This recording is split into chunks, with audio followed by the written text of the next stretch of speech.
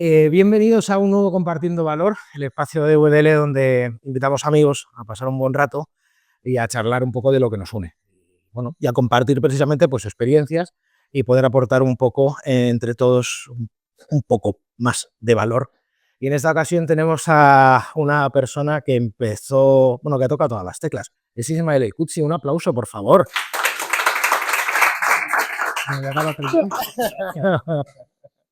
Bueno, gracias por venir, gracias por venir.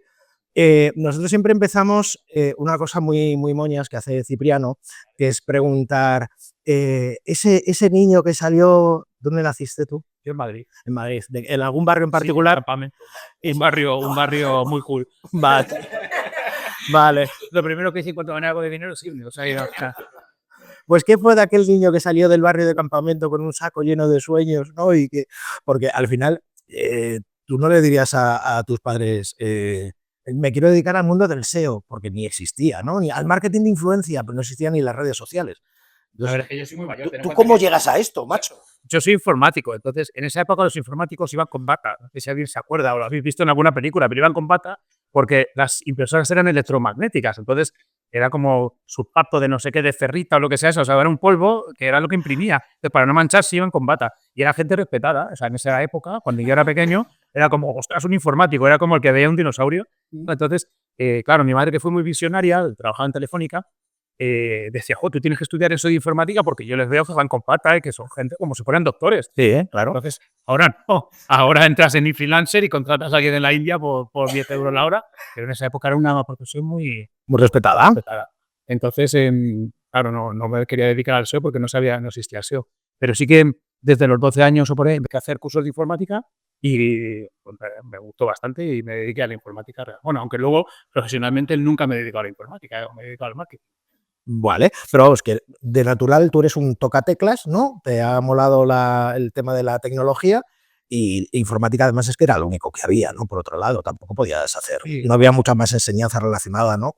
Yo en mi época teníamos que imprimirnos, que yo ahora me río de ChatGPT y de la Wikipedia. Ahora hablaremos de ChatGPT seguramente. Manuales, obviamente en inglés, porque no había nada en español, manuales para aprender a programar en COBOL, en Pascal, en lo que fuera, ¿no? Entonces, era muy de imprimirte manuales y que estaba prohibido fotocopiar manuales y todo el rollo, pues no había internet, o sea, algún amigo que traía algún libro de Estados Unidos y te lo tenías que fotocopiar, perdón, no imprimir, fotocopiar manuales. Y así empezaste. Y así empecé. Vale, y entonces tú terminas informática y ¿qué?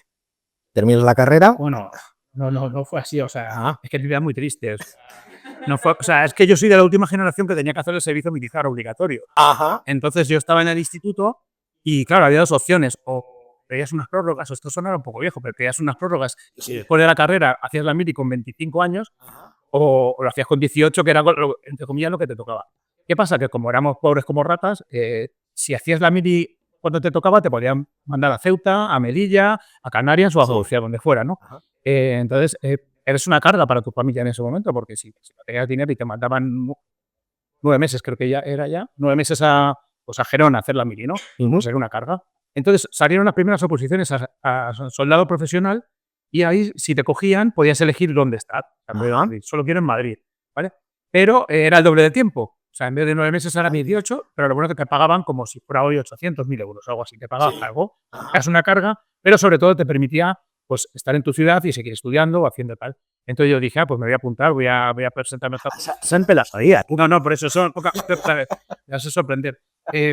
Entonces, me voy a presentar en esa posición. Bueno, no era muy difícil aprobarla, la verdad. Pero no lo pedía nadie. Yo llevaba estudiando desde los 12 años informática, o sea, que era más o menos con una cabeza estructurada, entonces no era muy difícil, era la primera posición que salía del soldado profesional y saqué buenas notas, aprobé, pero lo curioso fue cuando te dan el papel donde tienes que elegir tu destino, ¿no? Entonces mi criterio de selección era Madrid, estar en Madrid, y luego todo lo relacionado con tecnología. Pues, en ese momento solo no había informática, era telecomunicaciones o cosas así de radios y cosas así, era lo más parecido. Y dije, bueno, ya que me van a pagar y voy a tener que estar perdiendo tiempo 1 año y medio, pues aprender algo, practicar algo, ¿no? O sea, como cuando eres un becario que dices, ¿dónde prefieres ser becario? ¿En un sitio que te pagan menos, pero que aprendas y hagas algo útil, o un becario en no sé dónde, que te pagan 1000 euros al mes y no aprendes nada? Me voy aquí Entonces, rellené y yo no sabía nada. Bueno, fíjate que vivo en un barrio que era de origen militar, campamentos donde eran los campamentos militares, pero no tenía ni idea, ni tengo amigos militares, ni tengo historial militar, nada en mi vida. Entonces no sabía lo que significaban las siglas y yo solo puse todo lo que era Madrid. ¿Vale? Madrid Telecomunicaciones. Y entonces tuve la suerte que como nadie aplicaba a ese departamento que me aceptaron en la BRIPAC. Y tú dirías, ¿qué es la BRIPAC? La Brigada Paracaidista. Entonces yo dijo, bueno, pero yo voy a ir a la oficina, eso, o sea, ¿qué más me da si voy a esperar a las oficinas? Y nada, y salté 10 veces. O sea, no me dieron opción. O sea, no sé. Claro, porque la instrucción es la instrucción. Sí, sí. Y tienes que estar 2 meses en ese caso en Murcia y luego ya a Cantarilla. Y luego ya pues venías a Madrid, era tu destino. Pero en 2 meses, cuando yo llegué allí, digo, no, yo vengo a oficinas. Y digo, sí, este. Y el otro a no sé dónde. Y todos. Tú tienes que saltar y hacer el curso de paracaidismo y tal. Y yo tenía vértigo en ese momento. Entonces, fue divertido. Lo que pasa que, bueno, pues Se te quitó por la fuerza. se me quitó el vértigo por la fuerza. Claro. Y terminas la mili y ya dices que ahora aquí, ¿no? Termino la mili y los 3 últimos meses de mili me mandan a la guerra de Bosnia. Nada. Entonces mi madre ya con depresión diciendo, madre mía, si no te digo que había una sorpresa. No me apetece nada hablar de inteligencia artificial ahora mismo. O sea, estoy enchufadísimo con tu vida. Tengo una vida que hace película, la verdad. No, película. Entonces, pero mi madre estaba todo triste. Bueno, era el final de la guerra de Bosnia, no era como era al final. Y nos mandan pues con la ONU, con la OTAN, perdón, no era una misión de guerra, no era una misión de paz. Entonces no pasa con la OTAN, pero yo trabajaba en guerra electrónica, o sea, en telecomunicaciones, poníamos antenas en vehículos para montar conversaciones. Los serios, por ejemplo, se traducían, alguien las traducía, y ahí pues detectaba dónde había armamento, dónde había cosas, ¿no? Entonces, era como tener una radio, ¿no? Ibas ahí y ibas captando móviles. En ese momento los móviles eran Teleline, o sea, no eran digitales, se podían captar, o sea, cualquiera que... De hecho, hacíamos las prácticas, ibas por la Castellana y tú ibas con una radio escuchando conversaciones de empresarios. Normalmente eran empresarios porque un móvil valía, hombre, claro, 1.000, 3.000 euros ahora, ¿no? Eran estos móviles grandes. Entonces yo estaba ahí, era divertido porque pues estabas ahí y captabas las conversaciones. Hombre, los que estaban en serbio no las entendía, pero los idiomas en inglés, en español sí. Y ahí estuve 3 meses. Me dijeron, oye, estamos muy contentos contigo, quédate que te vemos un futuro militar. Y yo dije, mira que no me veo yo aquí. Pero claro, a raíz de ahí, que el teletrabajo, que trabajas de 9 a 7, que no sé qué, pues todo me parece una mierda. Claro. Entonces, cuando te han pegado tanto en la vida... Claro, es que te viene bien todo. Es que te viene bien todo, sí, claro. Mucho en general, ¿no? Bueno, eso es otra conversación. Pero claro, tu madre ya por fin diciendo, qué bien que el niño ya vuelve a casa. Gané mucho dinero porque en las misiones internacionales sí que te pagan, a lo mejor ahora te pagan 4.000, 5.000, 100.000 euros, que cuando tú estás acostumbrado a ganar 800, pues imagínate que te dejas 5.000. Y lo bueno, en ese momento entiendo que ahora también, lo bueno que hacía el ejército es que no te lo podías gastar. Te daban como una asignación que te pudiera gastar, pero no te podías gastar los 5.000 euros al mes. Porque si no la gente, pues ya de por sí había muchos problemas de alcoholismo y cosas así, pues la gente se lo gastaría, lo dilapidaría y volvería de Bosnia con más deudas de las que se fue. Entonces, lo bueno que volvías de allí después de estar 3, 6 meses o yo estuve un año y venías con pasta. Sí. ¿Qué hacía la mayoría de la gente? Se compraba un Porsche GTI y al tercer año lo tenía que vender porque no tenía para el seguro. ¿Qué hice yo? Me pagué la universidad privada porque quería aprender informática y entonces pues, utilicé ese dinero para pagarme la única universidad que había.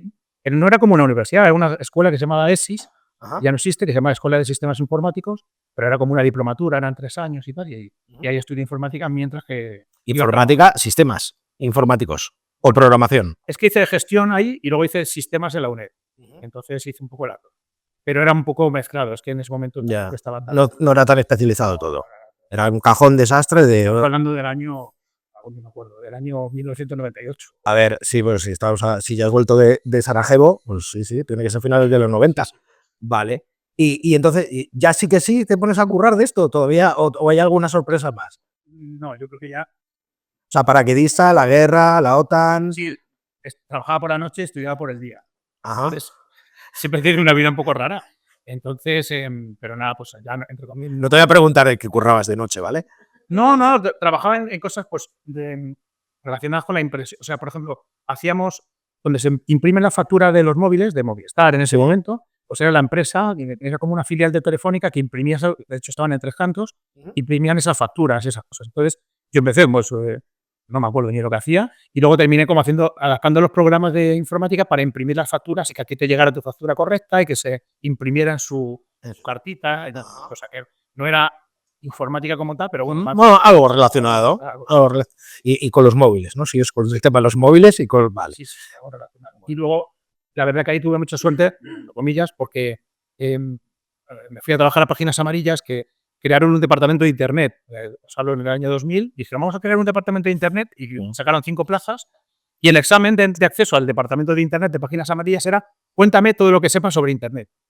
O sea, ese era como el examen de abajo. Ya le metí 5 o 6 folios, yo creo que no se lo leyeron y dije, este sabe algo y ya está. Y es que en el año 2000 no había demasiada gente que tuviera internet en casa. O sea, yo no tenía internet en casa. Yo sí. Yo sé. Yo que era más pobre que una rata. Claro. Y de hecho, internet era un cable de teléfono tirado por medio del salón. En una época tenía un perro que el perro se le electrocutaba. No, lo rompía y entonces tenías que estar mando el cable y todo. Es que mi padre era, esto ya no interesa a nadie, pero yo digo, pues, meter cuchara. Mi padre era administrador de sistemas informáticos y yo tuve internet en el año 95. Y de hecho, yo descubrí lo que ahora el proto-emoji, ¿no? Las emociones en modo ASCII, 2 puntos paréntesis, yo solo descubrí chateando en modo consola con Costa Rica, con Berlín, con Canadá, ¿no? Te metías en una especie de chat en IRC, ¿no? Como si fuera MS2, y ahí es donde me explicaron, me ponían 2 puntos paréntesis, y digo, ¿qué haces? Me gira la cabeza, y yo, para mí eso fue un descubrimiento. Sí, sí.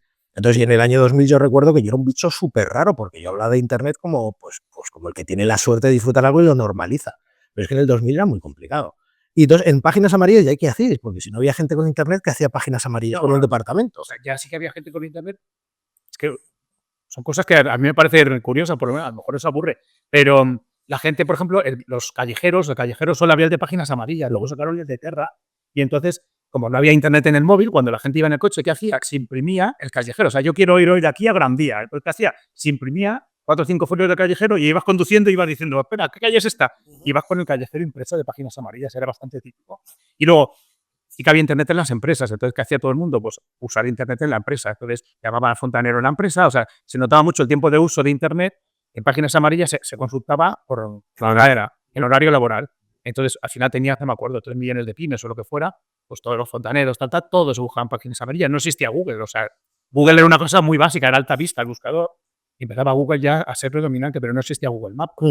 No, claro. Entonces, en ese momento, Páginas Amarillas debe ser, pues a lo mejor la página número 10 de tráfico en España. Era una página muy importante porque todos se buscaban Páginas Amarillas. Incluso en Páginas Blancas la gente. Como no había Facebook, tú querías buscar a Borja, lo buscabas en Páginas Blancas, que también era de Páginas Amarillas. O sea que al final Páginas Amarillas era un poco el My Business de turno, ¿no? Sí. Y luego las Páginas Blancas, que era el Facebook. Y luego el callejero, que era muy importante. Importante porque tú querías buscar un fontanero cerca de tu casa, no querías un fontanero que estuviera. Entonces, pero sobre todo para conducir, iba la gente con el callejero impreso. A lo mejor te acuerdas. No, otro no digo de alguien que lo ve. Yo creo que tenga la edad media de ver este vídeo, a lo mejor se acuerda de eso. Claro. No, a lo mejor si lo están viendo en Facebook, a lo mejor sí se acuerda. Sí, a poco que lo esté viendo en TikTok o en otros canales, igual ya le pilla un poco lejos. Y entonces, bueno, tú ahí estás bien, ¿no? Tu madre tranquila, por fin, el niño, pues mi madre en Páginas Amarillas. Claro, es que soy de otra generación, pero en ese momento trabajar en la Telefónica, la empresa más importante de España, no existía Zara. O sea, no existía Zara. O sea, no es el Zara de hoy. ¿No? O sea, vamos, es que tú eras carrerón, ¿verdad? En una boda te salían novias. O sea, tú decías que trabajabas en Telefónica y tenías ahí, vamos, ya podías ser Quasimodo que te ibas a ir colocado. O sea, que no sé qué ejemplo, pues como hoy decir que trabajas en Google, en Facebook o en alguna, mucho más. Sí, porque es verdad que no estaba tan globalizado todo. Entonces es verdad que Telefónica era como era más que un ministerio. Claro. Y tu madre ahí encantada y tú bien. ¿Y tú estás a gusto? Sí. No, pues no, porque te cambias. Bueno, no estaba a gusto. O sea, sí estaba a gusto. Y a alguien en Páginas Amarillas se le ocurrió la feliz idea, que ahora aparece, feliz idea de hacer un buscador para competir con Google, que ya era muy dominante. Pero un buscador que tenía una característica, que solo funcionaba en la península ibérica. O sea, solo era un buscador de Internet, pero limitado a España y Portugal. ¿Vale? Porque era donde ellos tenían los anuncios. Entonces, ¿para qué voy a indexar cosas de Colombia si yo solo vendo a las pymes que están en España, ¿no? Y en Portugal? Entonces se creó un buscador que se llama Noxtrum, que, bueno, pues estuvo bien, y era tecnología de Yahoo. Entonces yo hacía el SEO en Páginas Amarillas, me gustaba ya el SEO, el posicionamiento y tal, pero esto vinieron gente de una empresa que se llama Fast, de Noruega, que es la que hacía la tecnología esta de buscador, que era de Yahoo. Entonces nos dieron charlas, trainings y formaciones y todo el rollo. Y estuvo muy guay porque aprendimos a posicionar y cómo Yahoo valoraba las páginas web, y entre comillas Yahoo y Google, porque eran muy parecidos, ¿no? O sea, era como el Madrid y el Barça, parecidos. Entonces, bueno, si aprendías de uno, sabías de otro. Entonces, nada, pues estuve ahí de jefe de proyecto en ese buscador y como me gustaba ese tema de los buscadores, era bastante chulo, pues salieron 2 ofertas de trabajo, una para Yahoo y otra para Microsoft, para trabajar en buscadores. Y eché y me llamaron de las 2. No era un gran mérito porque realmente en ese momento en España habría 10 personas que supiéramos algo de buscadores. Entonces me llamaron de las 2.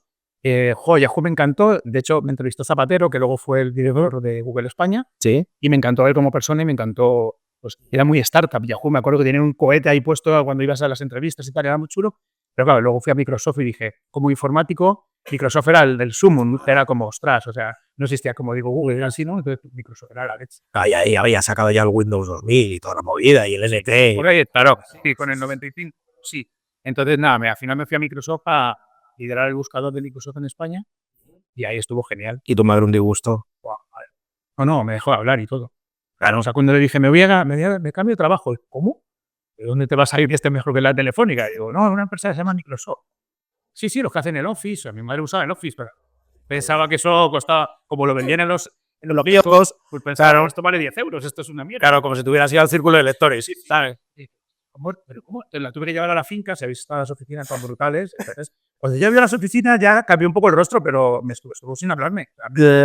¿Cómo te vas a ir?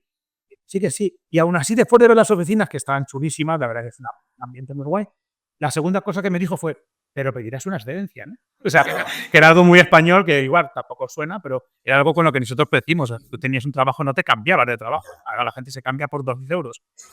Te cambiabas y pedías una excedencia, ¿no? Entonces, bueno, la verdad que fue una buena decisión, pero en ese momento, no lo digo de broma, por quitar el hierro al asunto, pero fue un drama. Ya. Bueno, oye, vamos a meterle una marcha porque, digo, para que no contar la vida en tiempo real, porque entonces no. Y luego porque esta gente tiene que comer y hay preguntitas que hacer y demás.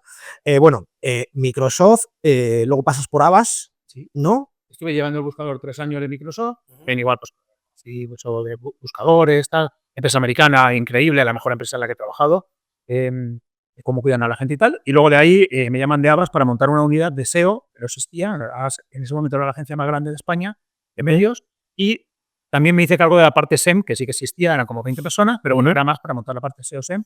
Y luego social media, porque lo llamaban New Media, que era lo que nadie entendía, lo que nadie sabía hacer, pues era un desastre. Pero este tío es un poco raro y va en camiseta, pues vamos a ponerle aquí. Y entonces pues me dieron esa responsabilidad y ahí estuve pues 3 o 4 años también, en Avast. Y ya ahí es cuando ya dices, oye, pues voy a montarme yo algo por mí, ¿no? Y ahí es donde un grupo de soldados especializados decidieron montar un comando para... No sé si a algunos os pasa, pero a lo mejor estás bien en tu trabajo, pero tú siempre tienes como una chispa, el que es emprendedor siempre quiere emprender. ¿Qué pasa? Que cuando estás en una jaula de oro, como puede ser trabajar en Telefónica, en Microsoft, tal, es muy difícil dar el salto, ¿no? Porque dices, joder, es que gano una pasta, tengo un trabajo que está bien, en verdad, hay gente que es inteligente, que me lo paso bien, es muy difícil, o sea, no es como el que emprende por necesidad o porque le echan del trabajo y tiene que hacer algo. Entonces, es muy difícil, es doblemente difícil dar ese salto, ¿no? Pero el que le pica la víbora, pues al final tiene que montar algo. Entonces yo monté lo mismo que hacía en Avast, pero una agencia nueva que es Internet República, y hacíamos lo mismo, SEO, SEM y social media. O sea, un poco parecido. ¿Por qué? Porque no me gustaban las cosas que se hacían en Avast. No es una crítica contra Avast, es una empresa maravillosa, pero ni en Avast ni ninguna agencia. ¿A qué me refiero? Porque es una agencia que estaba enfocada en televisión, en prensa, en otras cosas. Yo quería ser friki que estuviera en lo último. En digital. En digital. Y me acuerdo de una anécdota muy, muy curiosa, que a Tomás, uno de mis socios ahora, un día viene alguien y me dice, del comité de dirección, y me dice, oye, tienes que despedir a Tomás. Voy a despedir a Tomás y dice, se tira la vida en Facebook. Oye, es que es el que hace los anuncios. O sea, entonces, pues esa anécdota define un poco. Entonces, en ese momento, no sé si, eso sí que a lo mejor algunos yo se empieza a sonar, en las empresas no te dejaban usar Facebook, porque lo veía como que era una pérdida de tiempo, incluso en los routers, en los firewall, las daban. Sí, estaban babeados. Eso a Facebook, en las redes sociales. Entonces, como digo, no, de hecho, he trabajado mucho con Avast, tengo 1000 amigos y ha sido una empresa que me ha enseñado todo lo que sé de publicidad, pero que yo quería hacer otras cosas. Bueno, y ahí en Internet República, ahí donde ya nos conocemos nosotros a nivel profesional. Sí, te conozco, cambió mi vida. Correcto, y hasta aquí, y ahora estamos. No, oye, pero es verdad que por el camino yo recuerdo que empezamos a currar juntos, empezamos a hacer cositas, y yo recuerdo que de repente apareces un día con Tomás, que es una persona maravillosa, besito a Tomás, y apareces con un tal Juanan y nos empiezas a contar una movida que se llama Social Publi. Sí, igual. A mí es que siempre me ha gustado mucho ir un poco por delante, creo. O sea, si me preguntas, no me lo vas a preguntar, pero me autopregunto. No, te lo pregunto. ¿En qué eres bueno? ¿En qué eres bueno? Si tuvieras que decir algo, Isma, ¿en qué eres bueno? Pues yo creo que detectando tendencias. Me alegra que me hagas esa pregunta. No. Sois vosotros muy de estudios también, ¿no? De lanzar estudios relacionados con elecciones, con el clásico Madrid-Barça, ¿no? Esta misma mañana Luis, nuestro responsable de SEO, ha compartido un estudio que habéis hecho en Internet Pública sobre buscadores. Sí, o sea, estáis buscando siempre, ¿no? Esa tendencia, o sea, que no es coña. Perdona, broma, no es broma, lo único serio. Sí que nos gusta intentar entender qué es lo que viene, entiendo que ahora hablaremos porque ahora estamos todos sobrepasados. Estoy de la IA ya hasta aquí, pero nos gusta siempre intentar ver qué es lo que viene y no sé por qué te estaba contando esto. Porque eres bueno en detectar tendencias. Entonces, y luego, creo que soy muy bueno en rodearme de gente muy buena, entonces, principalmente de mis socios. Entonces, yo siempre digo que el 95% del éxito de la agencia es por mis socios. ¿No? ¿Qué puedes? Muy bueno. Al final, parece una tontería. Tanto si montas tu empresa como si trabajas en algún sitio, yo no entiendo a la gente que se queja de su trabajo. Vete a tomar por culo. O sea, si no te gusta tu trabajo, vete, pero ¿por qué aguantas? Si hay 50.000 agencias en Madrid solo. O sea, vete, ¿no? No entiendo a la gente que está. Dice, no, es que como llevo 3 años, me toca el paro. ¿Qué paro? O sea, si no te gusta, es que tu vida mañana te va a pillar un coche. O sea, te va a pillar un camión cuando salgas ahora a comer. Entonces, no puedes estar amargado en un trabajo cuando hay tantas oportunidades. Fórmate, es el mejor en lo que tú hagas y vete, no le dejes, ¿no? Entonces, no sé, yo soy de esa, cuando he estado mal en un sitio, me he ido. Y cuando he estado mal o quería hacer otra cosa, lo he montado yo. Entonces, ¿por qué montamos Social Public? Porque en ese momento había cosas de influencers, no había redes sociales casi, insisto, eran bloggers y Twitter. O sea, por eso digo que nos hemos adelantado mucho a las tendencias. Eran tuiteros y blogueros. Instagram era un sitio donde poner fotos bonitas, no es como ahora que se vende todo, y TikTok no existía. Entonces, ¿qué pasa? Que tirábamos de amigos, las marcas nos contrataban en Internet República y decían, montame un evento de tecnología. Y llamamos a 10 amigos, les invitamos a unas cervezas y les decíamos, oye, pon algo en tu blog de esto de tecnología. Y ya dijimos, joder, va a llegar un momento en que cualquiera de nosotros seamos un medio y queramos ganar dinero con nuestra influencia, ¿no? Pues si yo te recomiendo un restaurante, pues el restaurante está ganando dinero por mi recomendación y ¿por qué no hacer eso en digital? Y fue cuando así se nos ocurrió montar Social Public, que parece, pero esto fue hace 10 años, fue en 2015, o sea que fue un poco así por esa historia. No, y además de una manera bastante democrática, porque yo recuerdo que para mí la idea de que una marca personal pudiera monetizarse ya de entrada era como tenías un puntito revolucionario, pero sobre todo es que estaba al alcance de cualquiera que tuviera 1000 seguidores. Entonces, decías, joder, si yo en Twitter, que quizá era por aquel entonces la red social con más volumen, ¿no? de seguidores, ¿no? Si yo tengo 30.000, pues ganaré más dinero, pero oye, si tengo 1.000, me puedo pagar un depósito de gasolina, yo qué sé, ¿no?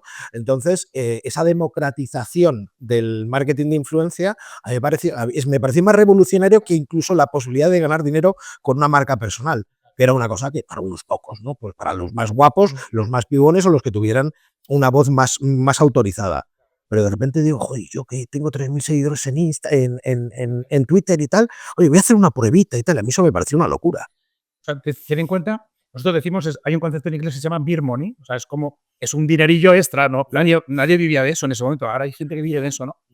Pero la gente no lo hacía por dinero, lo hacía por, oye, pues hago algo chulo, me invitan a cosas nuevas, estoy en la tendencia y encima pues me pagan al fin de mes 10 euros, 20, 30, 50, pues guay, pero no, el objetivo no era ganar dinero, porque con 3.000 seguidores les pagan por 10 euros por un tuit o 5 euros. Sí. Pero bueno. Eso, pero hacías 4 y decías, oye, pues mira, este depósito de gasolina por los 4 tweets. Sí, pero no, cuando hacíamos muchos estudios y encuestas a nuestra base de datos de influencers, pues fíjate, el interés que tenía la gente era porque si a ti te gustan las motos o la tecnología o la cocina, tú quieres ser escuchado. O sea, era más por ese ego que todos tenemos de si a ti te gusta, eres un apasionado de algo, pues te gusta que la gente comparta tu opinión. Entonces, la gente lo hacía, muchas veces no llegaban a cobrar nunca los 50 euros que poníamos de mínimo, ¿no? Lo hacían por eso, porque les gustaba pues dar su opinión. Entonces, nos funcionó muy bien y de hecho ahora tenemos 500.000 influencers, microinfluencers 30 países en toda América y casi toda Europa, ¿no?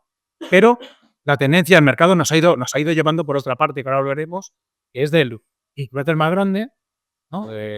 Ya no creo tanto en los micros, sino que quiero Los macros. quiero lo malo de la televisión, la audiencia, pero que no es creíble, porque yo no creo que Jesús Vázquez use la DSL y Yastel. No sé si vosotros os lo creéis. Yo creo que usará pues el que le pille bien por su zona, ¿no? Y luego un apunto, es una chorrada, pero yo siempre que digo Yastel salto, como lo de Ardilla, salto. Una empresa que dice, vienes por el precio, te quedarás por el soporte técnico, yo pienso, digo, joder, ¿cuántas veces se rompe para que me quede por la buena atención que me da soporte? ¿No? Claro, si lo que quiero es no conocerlos, joder. Entonces, y de repente veo eso a nivel nacional, digo, ¿soy el único que lo está viendo? No tenía demasiado sentido. La verdad que no, a mí me gusta mucho el mundo de telco. He estado 5 años trabajando en Movistar y en Telefónica, pero las telefónicas, joder, tienen cosas muy... Creo que tienen que mejorar muchas cosas, ¿no? Y esa animadversión que mucha gente le tiene, ¿no? Lo primero que tienen que mejorar es que son especialistas en cabrear a su cliente. Es decir, ¿cuánto pagáis de la televisión? 100 euros, 30, 60, depende de la esta, ¿no? Siempre hay una oferta. Es como el que se sienta en el avión y dice, Borja, ¿cuánto te ha costado este billete? 60 euros. Y digo, coño, yo pago 120. O sea, siempre tienes la sensación de que estás pagando más y que los nuevos pagan menos. Entonces, está en una guerra de precios que es complicada, ¿no? No es fácil solucionar, pero es un mundo muy curioso, la verdad. Y es un mundo que necesita mucho del SEO, de las redes sociales para seguir tratando bien. Bueno, vamos a hablar un poquito precisamente de eso, de SEO y de redes sociales, que ya hemos hablado un buen rato. Aquí tenemos gente del equipo de la agencia, tenemos a amigos, tú ya sabes que esto es para Friends and Family. Y así que nada, chicos, preguntas que queráis hacerle a Ismael sobre... Hola, buenas. Es sobre la medición y los resultados que también están en las AI Overviews, que hemos tardado poco en mencionarlo. Sobre todo quería saber si qué alternativas tenemos para saber si estamos siendo citados o clicados en las AI Overviews. Más que nada porque actualmente en Google, a través de Google Search Console, no se está midiendo. Entonces, ¿qué alternativas tenemos? ¿Qué herramientas? Vale. Nosotros hemos sacado un estudio, como decía Borja, de buscadores, donde se dice que los resultados de IA tienen menos CTR, tienen menos clics que los resultados naturales, ¿no? Yo creo que está empezando a pasar como los primeros resultados SEM, que la gente como que desconfiaba porque era publicidad y no clicaban y vas al orgánico. Entonces, y también hay otra cuestión que es que los resultados de IA son respuestas, lo que llaman direct answers, son respuestas directas. O sea, no estás buscando en la web de Apple, o sea, en la web de Vodafone para contratar una DSL, lo que estás buscando es una respuesta, ¿no? Son informativos, sí, los transaccionales. O sea, estás buscando, si soy Tauro, ¿qué pareja me conviene? Y buscas que la IA te diga, pues te conviene Géminis en ascendente de no sé qué historia, que no tengo ni idea de esto. Y entonces, ¿visteis? Vale, pues PISTI. Entonces, no hay un clic, no hay una intención de clic porque no es una búsqueda transaccional. Entonces, como lo que buscas es una respuesta directa, que Google y MSN empezaron con esto hace muchos años. Cuando tú buscabas la película Misión Imposible 3, ya te ponían ahí directamente para comprar el ticket de la película, ¿no? ¿Qué tiempo hace en Madrid? Y te pone ahora el tiempo, ¿no? Mil ejemplos de eso, ¿no? Entonces, esto de la IA, ahora mismo, yo creo que la mayoría de respuestas que dar son informacionales, porque todavía no es capaz de redirigir tráfico transaccional, con lo cual la gente se agobia mucho que el SEO va a morir. El SEO lleva muriendo desde el 2000 que yo he dedicado al SEO, lleva muriendo. Pero vamos, nosotros tenemos 23 SEOs en nómina, o sea que espero que no muera, ¿no? Evolucionará y evoluciona, ¿no? Como estamos viendo. Entonces, ¿cuál es el problema? Que yo hablo siempre de visibilidad más que de SEO. Ahora mismo, lo importante para una empresa no es estar el primero solo en Google, porque la IA de ChatGPT, que es la más usada, tira del buscador de Microsoft, de Bing. ¿Vale? Es la primera vez en la historia que Google cae por debajo del 90% de porcentaje de búsqueda mundial. Tienen este mes 89%. Que eso me recuerdo cuando yo trabajaba en Microsoft y era responsable de buscador de España, yo siempre decía, no, somos el segundo buscador de España. Pero uno decía que teníamos un 2% de cuota. O sea, porque Google España es el país donde más éxito ha tenido Google. Tenía el 98% de éxito. Entonces, a ver quién dice eso, ¿no? Entonces, ahora el SEO es importante, pero el SEO en Amazon, se vende productos, el SEO en YouTube, el SEO en TikTok, es bastante importante. Y de hecho, TikTok, a partir de ahora ya se puede hacer SEM en TikTok, ¿vale? Pero en Estados Unidos todavía. Estamos probándolo porque ya va a sacar en Europa, pero fuera en Estados Unidos. Entonces, no se puede medir porque muchas veces no genera tráfico, con lo cual es difícil. Lo van a meter en Search Console, pero van a medir las impresiones que genera QIA. Entonces, cuando la gente dice, no, eso va a morir, no, eso no va a morir, porque si tú quieres salir en ChatGPT, si lo ves cuando estás haciendo una query un poco compleja, te pone buscando en internet y está tirando de buscador de MSN, con lo cual tienes que hacer SEO para salir en MSN, que al final es casi como para hacer para Google. Por lo cual, un argumento de venta a los clientes es, no es que no tengas que hacer SEO, es que tienes que hacer SEO, pero tienes que generar un contenido según lo esté buscando la gente. A lo mejor ya no te vale el contenido, ya la gente no busca como indios, ¿no? Como Hotel Mallorca. La gente busca, quiero un Hotel en Mallorca donde mi churri se lo pase muy bien y voy a ver en Madrid, Barça. Y eso, ¿tú crees que se nota también las búsquedas por voz? Antes es verdad que uno buscaba porque no había posibilidad de interactuar por voz con el dispositivo, ¿no? Pero es verdad, entonces tú buscabas eso, Hotel Mallorca barato, ¿no? Y utilizabas como los indios. Pero ahora es verdad que como lo puedes hacer por voz, uno como que se enrolla, ¿no? Y como que hace el long tail, lo hace por voz. Bueno, cuando salieron los asistentes de Alexa, lo de voz, el long tail aumentó. Antes se buscaba con 3 valores de media y ahora se buscaba con 7. Cuando salió Alexa, de Amazon me refiero, y otros asistentes de voz, la gente decía, el SEO ha muerto, porque ahora se va a buscar todo con la voz. Yo no sé cuántos habéis buscado por Alexa, pero yo Alexa lo uso para abrir Spotify y ponerme música y decir, siguiente canción, baja volumen y ya está, y poco más.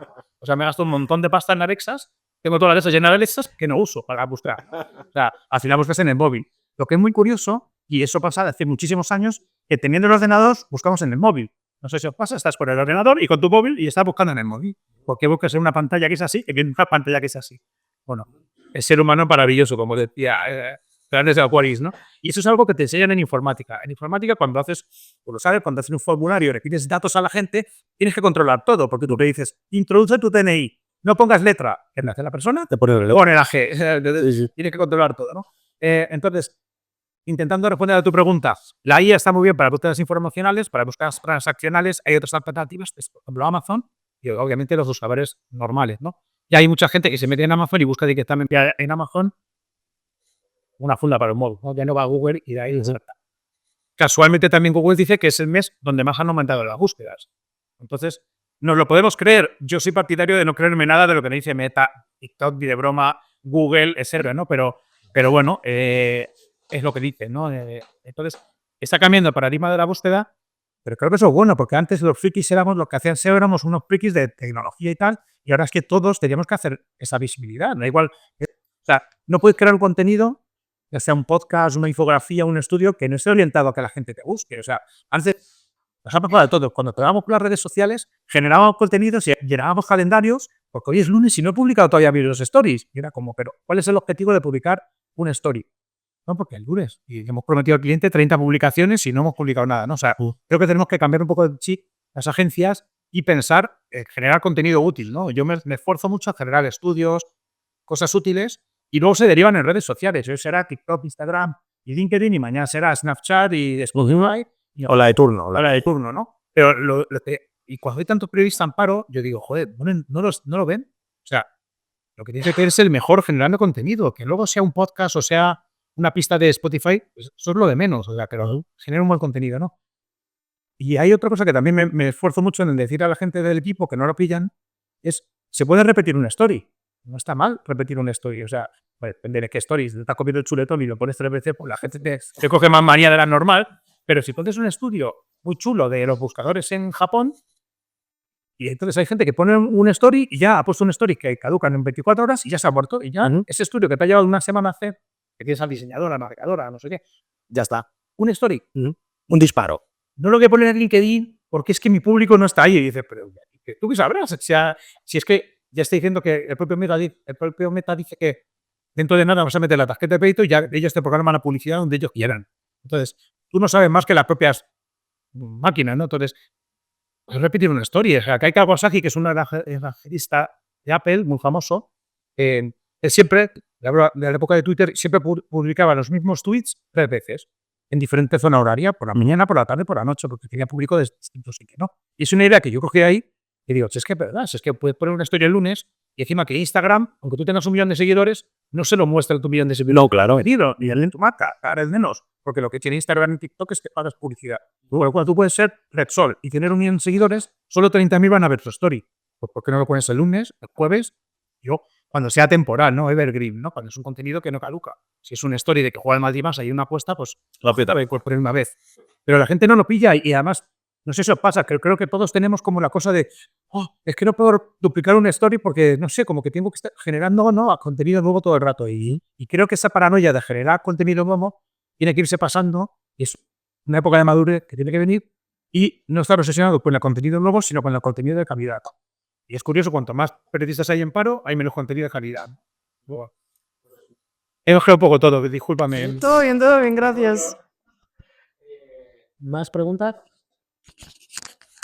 Hola, aprovechando toda tu experiencia que nos has contado que has vivido el nacimiento de Internet, tal, desde el punto en el cual aparece Google, se come todo el mercado, es un monopolio, ¿crees que la llegada de la IA es como el mayor acontecimiento o el suceso que puede ocurrir que más sea disruptivo en Internet desde la aparición de Google?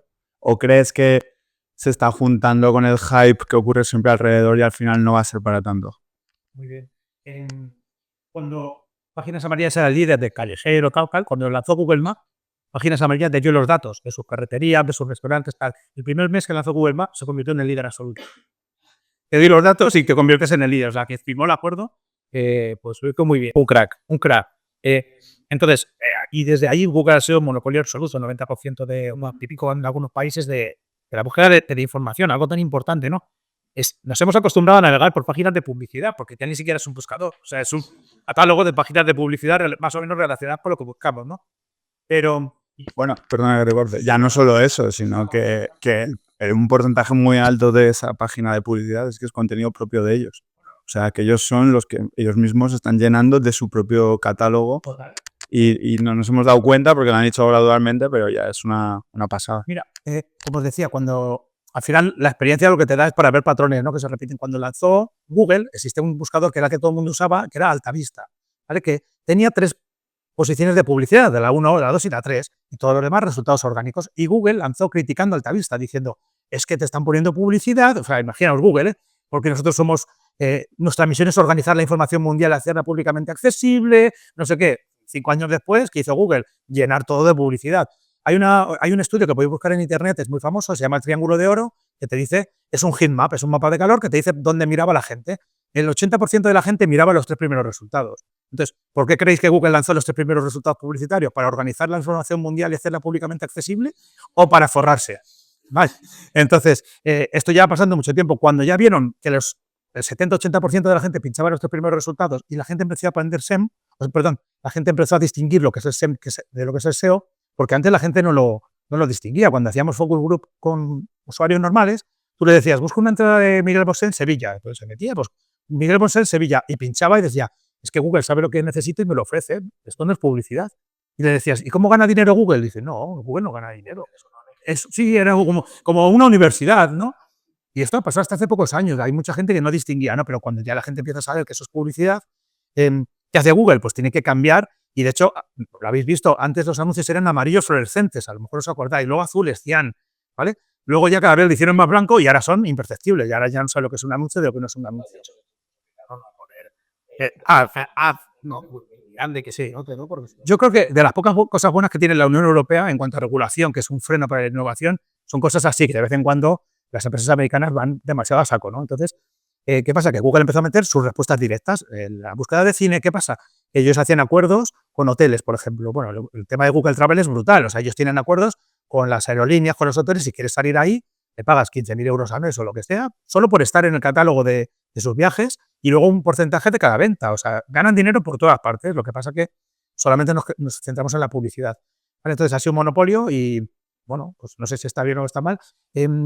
Si la IA va a revolucionar o va a ser un hype, yo creo que es lo más asombroso que hemos visto, pero no en cuestión de tecnología, digo, en cuestión de la sociedad. O sea, hay gente que dice que va a haber una renta universal y que el trabajo lo va a hacer la IA. Y cada vez vamos hacia ahí, ¿no? ¿Lo vamos a ver en 15 años? Pues no lo sé. Es que el problema que tenemos con la IA es que es tan exponencial que lo que estamos hablando hoy, mañana esta tarde está caducado. Es que lo estamos viendo y a mí se pone la piel de gallina porque sí que hemos visto estos cambios, pero con mucho pozo. O sea, pues salía internet y tú veías, bueno, en un futuro podré llamar por teléfono a Miami gratis, ¿no? Pero es que hoy hacen esto y habéis visto lo que acaba de sacar Google, traducción en tiempo real cuando haces un Google Meet, que eso es algo que llevaban hablando las películas de ciencia ficción 20 años, ¿no? De que puedas llamar a alguien, o Minority Report porque el tío iba andando y le salía publicidad segmentada, es que eso está pasado. Pero es que esto que estamos hablando aquí, pues dentro de de 2 semanas habrá hologramas, como en Star Wars, donde podamos estar charlando aquí con un holograma. Vamos, eso será lo siguiente y a lo mejor es el mes que viene, ¿no? O sea, es un cambio tan exponencial que nos cuesta entenderlo. Y tan rápido, porque igual que para que Internet se propagase, hacía falta cable, hacía falta física, y hacía falta aparatos, hacía hardware, ¿no? Hacía falta un router, hacía falta fibra, había que tirar cable. Entonces, la adopción de Internet era mucho más pausada, precisamente porque hacía falta física. Pero para la parte de la IA, la infraestructura ya está tirada. Ya tenemos la conectividad. Entonces, claro, Que de eso nos habla mucho, sobre todo de los computadores de OpenAI. O sea, que hace ChatGPT, donde los cofundadores ahora están en publicidad y han notado su propia IA, ¿vale? Pero el tema de los Mac, que la gente no ve, no es la parte del todo el poder de la IA, que ha plagado el cielo, lo ha plagado de satélites. Si será Starry, que es un mapa de los satélites, y cuántos cientos de miles de satélites por todo el mundo, porque alguna vez se resuelve la infraestructura, todo lo demás viene rodado, ¿no? Pero muy nada importante es la infraestructura, ¿no? Que es lo que la gente te está viendo. Ya no va a haber cables submarinos que una Europa con América. Ya es todo José. bueno, de hecho, yo lo vi en verano, así, por la noche, todo seguidito, y era como un gusano de luz que yo pensaba que no, digo, vienen los aliens ahora mismo. O sea, yo no sabía que eso existía. De hecho, lo busqué y digo, madre mía, era una cadena de luces cruzando el cielo en perfecta línea recta en formación. Y ojo, para el que no sepa que eso existe, es un... Entonces, no, se están metiendo en viajes a Marte. Hay que aprovechar, viaje más. Claro, de ir a tirar 4 cosas. Y la Unión Europea, y obviamente Estados Unidos, no la están viendo venir, que están dejando. Y no lo digo como una crítica, ¿no? También lo está haciendo Amazon. Entonces, para ti la IA no es un hype que vaya a pasar, sino es una revolución. Y hay que decirlo, y va a acabar con muchos costos del trabajo. Si el que no lo quiera ver, pues tiene... Porque... Y ya no es esto de no, que si no sabes usar la IA, la IA vamos a usar todo, y ya lo estamos usando todo. Complicado, o sea, es un tema muy complicado. No digo en las agencias, digo, o sea, tú sientes que vas a tener 4.000 personas validando datos en un call center. Es absurdo. O sea, si es que lo haces en un segundo, igual que haces en un segundo, que haces 18.000 queries a la vez y te las encapsula, es que te hace en un segundo, te hace la ordenación de datos. O sea, antes la alternativa era contratar gente en China o en India que te quiera hacer trabajo pesado, es que ahora lo vas a tener a un coste ridículo. Insisto, no estoy hablando de las APCs, estoy hablando de las aseguradoras, de los bancos, de un montón de sitios. Lo que pasa es que no es políticamente correcto decir que mucha gente se va a quedar sin trabajo. Pues con este mensaje tan esperanzador, no, dijo, hacemos otra pregunta para ver si nos quitamos. Venga, ¿más preguntas? Ahora después te lo pasamos a... Hola, yo soy Alejandra, estoy dentro del departamento de contenidos. Y de contenido me gustaría preguntarte. Con la llegada de la inteligencia artificial y todas las herramientas que han surgido, bueno, muchos creadores de contenido, ya no solo en redes sociales, también de web, de blog, la están usando y se crea contenido de manera diferente y también con mucho más volumen. Entonces, me gustaría saber qué opinas en referencia a ese volumen de contenidos que se está publicando con cada vez más frecuencia, si eso afecta a la calidad y también cómo afecta al posicionamiento de esos contenidos. Contenido en texto, contenido en vídeo, o sea, redes virtuales, o sea, es que hay avatares, hay un montón de cosas ahí. O sea, al final es muy fácil generar contenido con la IA. O sea, antes, ¿qué hacíamos en los blogs para crear contenido y posicionarnos en SEO? Pues contratar redactores, ¿no? Te decía, bueno, pues un redactor en España cobra 100 euros o 50 euros, lo contrato en Latinoamérica, más o menos cambia un poco las palabras y nos cobra 10 euros. Entonces, ahorrabas dinero, ¿no? El tema es que ahora, con un coste de un céntimo, y esto es literal, es el coste que no lo tenemos calculado, de un céntimo, crea un contenido orgánico, nuevo, le da ciertas imágenes generadas por ordenador que no existen, por lo cual no hay derecho de copyright, es uno de los problemas que teníamos. Muchas veces las agencias contratábamos o subcontratábamos matas, subcontratabas contenido y luego resulta que alguien te reclamaba unos derechos porque la fondo la habían cogido de alguien que tenía su copyright. Entonces, ahora te genera un texto que no existe, te da a elegir una de las 3 imágenes, con estas imágenes, lo publica en WordPress en cuestión de un segundo y con un céntimo de coste. Por lo cual, es que el panorama asusta. O sea, por eso decía, ¿qué pasa?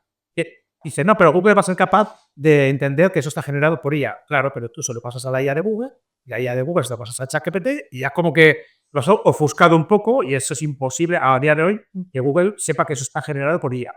¿Cuál es el tema? Lo que Google te recomienda es, tienes que marcarlo, una etiqueta, como que eso está generado por IA. Y en redes sociales también. Si quieres también. Pero, y el que no quiera marcar, o sea, es como cuando alguien te pone verde en Argentina y dices, oye, escríbele, dile que te cobre en un comentario malo del blog. Sí, sí. Es que estoy en Argentina, o sea, ven a buscar. Pues, y si lo queréis hacer bien y eres una marca del IBEX, pues tendrás que hacerlo así. Pero ¿cuánta gente se va a poner a generar contenido de esa forma, ¿no? Entonces, no te sé dar una respuesta, la verdad. O sea, lo que sí que sé es que cada vez va a ser más importante la figura, en inglés se llama curador de contenido, que no sé muy bien cómo traducir al español, no. Alguien que te recomiende qué contenido es bueno. Entonces, es que es complicado porque yo no sé la respuesta. O sea, he dicho a gente generando mucho contenido que no vale para nada. Entonces, al final será como los influencers. También hay influencers que tienen 2 millones de seguidores y no valen para nada porque no venden. No vale para nada, sino para las marcas. Y no sé si os añadirán. Sí, creo que podemos plantear aquí que la persona que aporte esa visión de estrategia y ese estudio analítico de datos va a ser fundamental para el éxito.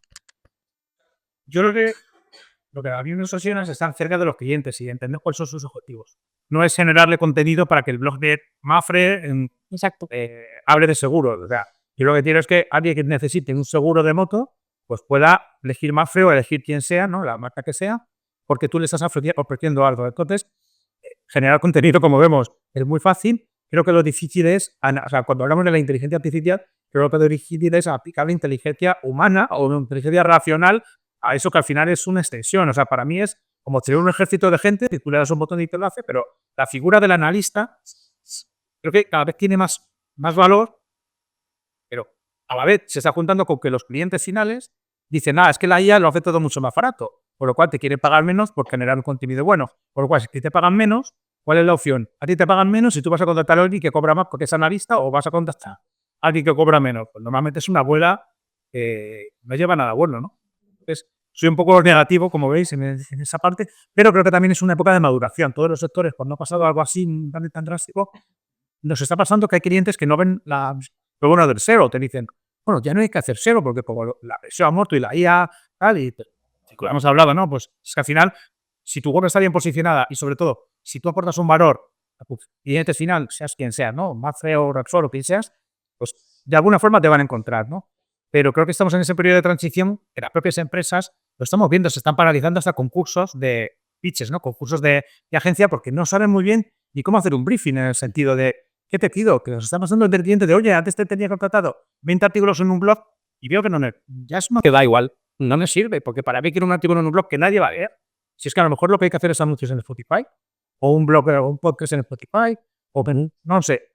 Entonces creo que estamos en esa época, no es que no te quiera responder, es que no tengo la respuesta. O sea, creo que estamos en esa. Pero eso está guay, porque eres de las pocas personas, no de las pocas personas, pero que joder, una persona que dice no lo sé, seguramente, posiblemente o sea, yo le doy, no, pero el que decir no lo sé lleva asociado ya sinceridad.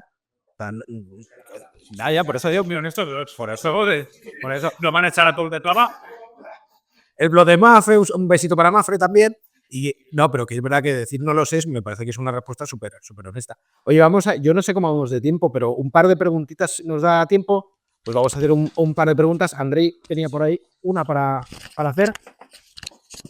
Vale, mi pregunta iba básicamente en la misma línea que la de mi compañera. Quería conocer tu opinión sobre cuáles serían los factores clave para posicionar una nueva web, ya que actualmente el contenido en el trabajo de SEO, básicamente, anteriormente tendríamos que analizar básicamente las palabras claves y luego pensar en redactar el contenido. Pero realmente toda esta parte ahora mismo ya lo hace la IA. Entonces, mi pregunta es, ¿cuáles crees que serían los factores clave para tener en cuenta a la hora de posicionar? Porque entiendo que está la parte de SEO técnico, pero luego también está esta parte de contenido. Entonces, mi pregunta es si la IA ya directamente puede detectar gran parte de toda esta parte, ¿cuáles serían los factores clave que tendríamos que estar mirando para que una web se posicione? Hace unos años el SEO era muy técnico y un SEO podía hacer SEO de una web. O sea, una persona podía hacer SEO de una web. Nosotros ahora tenemos equipos de 4 o 5 personas distintas, porque es muy distinto y todos no podemos saber de todo, ¿no? Es muy distinto saber SEO JavaScript, ¿no? O sea, porque antes también JavaScript no funcionaba, ahora se pueden hacer cosas. Entonces, hay gente muy técnica que sabe cómo posicionar webs en JavaScript, hay otra gente especialista en SEO para móvil, SEO ASO o SEO para aplicaciones, incluso nosotros no hacemos mucho de eso, pero SEO para Amazon también, o sea, se pueden hacer bastantes cosas. Ya no, el hombre orquesta o la mujer orquesta que tenía todas las cualidades para hacer SEO de una web ha muerto, o sea, hay que hacer equipos. Y equipos que cada vez tengan más integrado analítica, que parece muy lógico, pero luego en el día a día no lo es. Hay muchos SEOs que no saben analítica. Yo me cojo unos enfados tremendo porque digo, pero vamos a ver, es que, ¿cómo no? O sea, no, pero que Google me dice esto, volvemos al tema. O sea, no te puedes fiar de las herramientas, ni de Google ni de nadie, ¿no? Entonces, hemos estado en una época diciendo a la gente, aprende analítica. Obviamente SEO, SEM, que para mí es lo mismo, entre comillas, ¿vale? SEO, SEM, analítica y tal, pero es que cada vez vemos más la figura del content manager o del analista.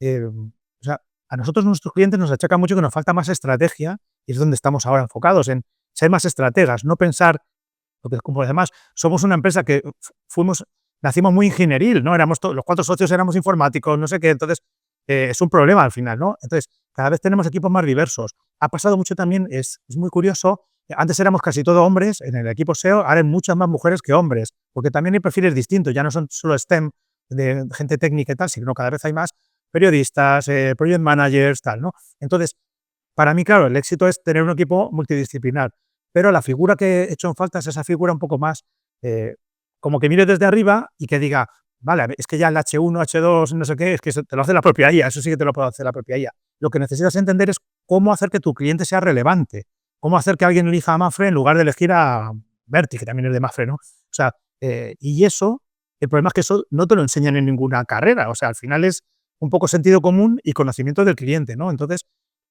curiosamente, estamos en una época en la que no hay reuniones presenciales. Antes los clientes querías que fueras, aunque fuera 10 minutos a verle, y tenías que ir una hora y a ver a un cliente 10 minutos. Ahora el problema es que no tenemos contacto con los clientes, porque los clientes mismos no quieren tener contacto físico, ¿no? Con lo cual, si no estás pegado a tu cliente, ¿cómo entiendes sus necesidades? Es mucho más difícil, ¿no? Con tanto teletrabajo, que no lo critico, lo practicamos mucho. Entonces, creo que estamos echando en falta esa figura de estratega, de conocimiento, y no la parte de implementación técnica, que es que ya casi cualquiera con un manual o con una IA te lo va a poder hacer. O sea, antes el que sabía programar en JavaScript tenía una ventaja contra otro SEO, que era más de contenidos, ¿no? Que generaba buenos artículos. Es que ahora eso ya está hecho. O sea, yo insisto mucho en que hay que estar pegado al cliente, hay que entender qué hace el cliente y dónde está el cliente de tu cliente, ¿no? Pero es difícil porque una persona sola ya no puede hacer. Claro, estoy totalmente de acuerdo con esto. Lo que sí quería saber es más bien esta parte práctica de si, por ejemplo, tuviera un proyecto en mente y quisiera posicionarlo, ¿en qué tendría que centrarme más? ¿En la parte de que el contenido responda a las preguntas del usuario, independientemente de si lo redacto por IA o lo redacto de forma manual? ¿O cuáles son estos criterios, estos factores que tendría que tener en cuenta? Ya que anteriormente una web si se seguiría una serie de pasos, como por ejemplo que haya un buen link building o que, por ejemplo, haya keywords claves en los títulos y toda esta parte técnica que hemos estado hablando, pues básicamente ya te posicionaba. Pero actualmente, dado que cualquier persona prácticamente puede ponerse a usar la IA y crear cualquier blog y escribir miles de artículos, realmente, ¿qué criterios se sigue actualmente por parte de Google para que una página se posicione por encima de la otra? ¿Vale? El primer criterio es un criterio técnico, o sea, de hardware o un criterio técnico de velocidad. Eso sabe más Borja que yo, no me voy a poner a hablar, pero al final tu web tiene que ser... Bueno, tenemos clientes muy grandes que la web tarda 3 o 4 segundos en cargar o que meten un banner, un servidor de banners que ralentiza toda la carga de la página, ¿no? Entonces, sí, tienes el mejor equipo SEO, tienes el mejor equipo de contenidos, tal, pero tu web no funciona.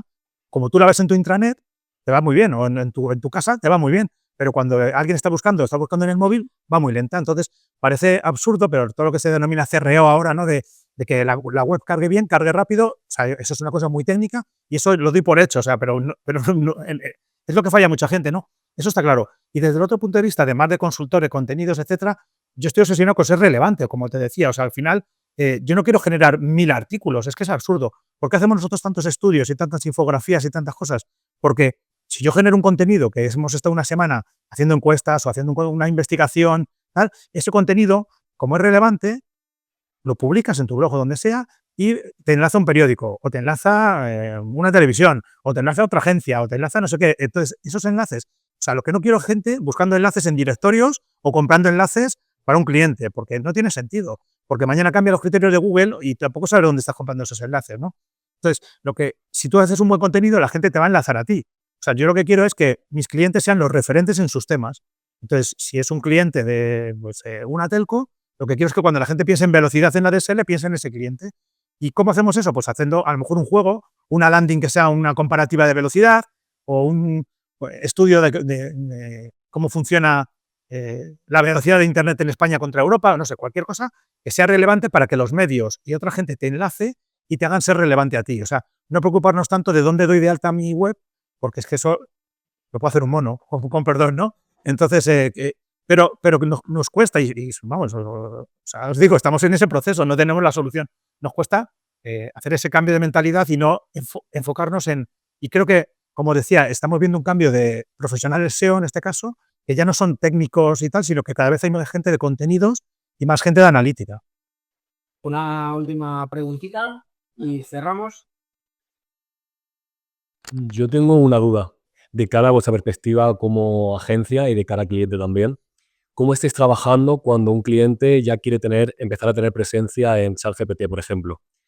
¿Cómo lo trabajáis y cómo lo comunicáis con el cliente? Porque creo que es un área que todavía está desconocida, pero que quieren aparecer ahí. Vale, lo primero es explicarle cómo funciona ChatGPT y decirle que esto tira del buscador de Bing y que son criterios, o sea, si Google es una caja negra y siempre lo ha sido, pues esto es una caja negra dentro de una caja negra de una caja negra y puede ser un bucle infinito, ¿no? Entonces, lo primero es eso, que sepa, y luego lo segundo es decirle, pero ¿por qué quiere salir en ChatGPT? O sea, quiero decir, entender al cliente, o sea, no, es que yo quiero que cada vez que alguien busque algo de Mallorca salga a mi hotel. Pues bueno, vale, bien, pero a lo mejor es más importante salir cuando alguien busque viajes en Mallorca o cuando alguien busque tal, y ChatGPT no es lo tuyo. Al igual que pasa mucho en redes sociales, supongo que os pasa, que el cliente quiere estar en todo, o bueno, muchas veces los consultores le decimos, tienes que estar en TikTok, en Instagram y en Snapchat y en no sé qué, y a veces dice, pero Snapchat no se usa en España. No se usa, ya me entendéis. Entonces, no tenemos que tener una colección de cosas que aplica para cada uno. O sea, es que a lo mejor tu cliente no tiene por qué estar en ChatGPT, por lo menos que demuestres que entiendes cómo funciona para ganarte la confianza del cliente y que no le estás diciendo eso nos pasa también. Si quieres salir en ChatGPT, pues es que no tienes el contenido para salir en ChatGPT o no te interesa. O sea, es más entender al cliente y comunicarle lo que quiere. Y luego, hay herramientas que ya te dice cómo busca la gente en la IA, ¿no? Entonces, pues analizar ese tipo de búsquedas, como hacíamos antes con Google o con AdWords, ¿no? Con la herramienta de AdWords de ver cómo busca la gente, o con Ahrefs o no sé qué, cada vez creo que el propio Ahrefs ya tiene un módulo de IA que te permite ver cómo busca la gente dentro de la IA. Entonces, si la gente busca cómo ir en ferry a Mallorca, pues lo que tendrás que generar son contenidos que te hablen de pues, un comparador de ferries o un no sé qué, ¿no? O sea, pero parte de esa investigación. Creo que los SEOs lo hemos hecho mal en el pasado, en el sentido, como decía tu compañero, que empezábamos a dar de alta en directorios y a conseguir enlaces y tal, sin hacerlo primero, que era una investigación buena de keywords, porque parece que era muy básico, ¿no? Entonces, y creo que también, o sea, el propio cliente muchas veces no sabe cómo le buscan. Yo he tenido clientes que me decían, quiero salir el primero por neumáticos de perfil bajo. Y yo decía, es que en España no buscan neumáticos, buscan ruedas. Ya, pero es que yo soy francés y yo vendo neumáticos. Otro caso para Michelin. Claro, pero que es que buscan ruedas. O sea, si yo te posiciono por neumático, porque es más fácil, ¿no? Pero es que la gente busca ruedas, la gente no, ya, pero es que yo no vendo ruedas, hostia. Pues no vendas. ¿Y qué quieres, vender o hacer pedagogía? No, y gente que te decía, quiero salir de primero por belleza interior. Vendes cremas. O sea, ¿qué belleza interior? O sea, crema antiarrugas o serum, pero no vendes belleza interior. Eso es un concepto, eso es una frase de marketing. Entonces, y el propio cliente muchas veces no sabe cómo le busca a la gente, porque tenemos, nosotros, como cualquiera de nosotros somos un cliente, ¿no? Tenemos nuestros vicios, ¿no? Nuestros sesgos. Hay una cosa que es brutal, que es buscar en el buscador de la propia marca, unirlo con Analytics, por ejemplo, ¿sabes? Se puede unir el buscador de Vodafone o de quien sea, se puede unir con Analytics y puedes ver cómo te está buscando la gente que llega a tu propio web, a la web de Vodafone o a la web del cliente, ¿no? Te sorprenderías, o sea, es una locura. Porque tú dices, claro, la gente busca tarifa pingüino, ¿no? Como tenía Orange y tal, ¿no? Tarifa no sé qué. Voy a buscar eso, la gente busca, quiero la DSL más barato, vivo en Murcia y no llega la DSL a mi casa, y buscan unas cosas que son flipantes. O sea, ese ejercicio Si tú le dices al cliente, instálate esto, vamos a ver cómo te busca la gente, alucinan. Alucinan porque es impresionante. O sea, eso no te lo da ninguna herramienta. La primera herramienta es el autoconocimiento, pero es que la gente no sabe ni cómo le están buscando, ¿no? Ni mira su analytics. O sea, ¿cuántos clientes tenéis que no saben por dónde le están llegando sus visitas, ¿no? Y cuando lo miras, siempre hemos dicho, hemos hablado del long tail, ¿no? De la larga cola. Cuando miras, dices, es que yo vendo DSLs, es que tienes 65.000 formas distintas, keywords que te han llevado tráfico este mes. 65.000. Esto sí que se lo pasas a una herramienta de IA y te puede hacer clusters, visualizaciones, dale, en un segundo que te dice, tío, es que la gente te está buscando, a lo mejor tú ni lo sabes y te valora mucho porque eres el ADSL más rápido o el no sé qué. Entonces, yo creo que va un poco por ahí, ¿no? De conocer al cliente y que se deje también conocerse, que a veces es complicado. El problema que tenemos las agencias, que al final los concursos muchas veces están en manos de la gente de compras, que lo único que se fija es pues en el presupuesto, lógicamente, porque todo el mundo quiere ahorrar, y al final, como decíamos, la IA parece un método de ahorrar costes y no un método de hacer mejores cosas. Entonces, bueno, mientras que los clientes sigan secuestrados por el departamento de compras, pues es complicado. Eso lo hablamos hace poco en una reunión, ¿no? Que los de compras que son necesarios, también, porque al final velan becarios también. Claro, efectivamente. Pero que es verdad que cuando tú solo miras de un concurso o de un pliego de 50 páginas, solo te vas a la penúltima y buscas el símbolo de euro, ¿no? A ver cuánto es, ¿no? Y no ves ni el planteamiento, ni la metodología, ni el equipo que hay detrás, ni las herramientas, ni la estrategia, pues efectivamente al final es pues como ir a la guerra con un tirachinas. Chicos, es que no. Bueno, en fin. Lo que, para terminar ya, una cosa que hacemos siempre es a todos los que vienen aquí a compartir un ratito de valor, les damos este pisapapel. Bueno, pero este es un pequeño recuerdo para que puedas presumir de haber sido uno de los pocos que ha venido a compartir valor con nosotros. No, y para que sí, tenía que ponerme en plan como el de la revuelta y pedir ¿qué regalito me has traído? Que me parece de un morrazo, me parece un morro brutal. ¿Qué me has traído? Digo, ¿no? ¿Esto qué es?